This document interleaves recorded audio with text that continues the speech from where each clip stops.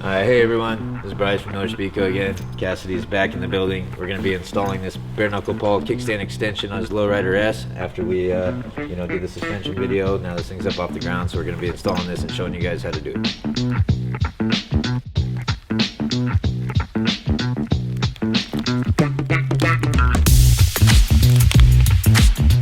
Okay, so we got the kickstand removed very easily by removing these two screws from the frame.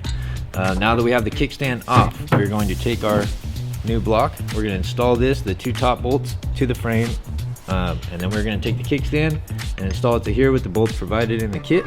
All that will be torqued to 40 to 45 foot-pounds per Harley specification. And then also, now that we've installed this and this is going to be dropped down, as the kickstand goes back up, we need to make up that gap. So we take out this kickstand bumper and install the provided bumper that's in the kit, which is a lot thicker, which will take up that gap. So we're gonna install it all now and show you guys how it's done.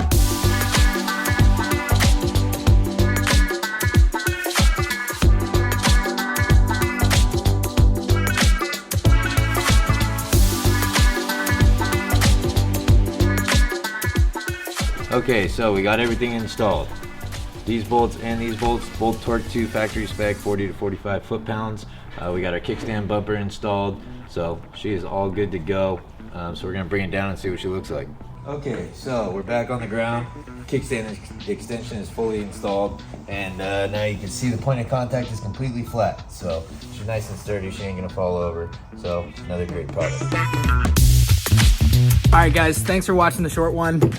As always, big thank you to Bryce for having us over and doing some work on the bike. This one was pretty easy. Probably could have done it myself, but you know, a little professional over here, you know. Wait, what do you want to say? Get the fuck out of here.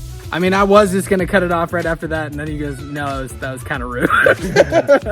All right, we'll see you guys in the next one. Later.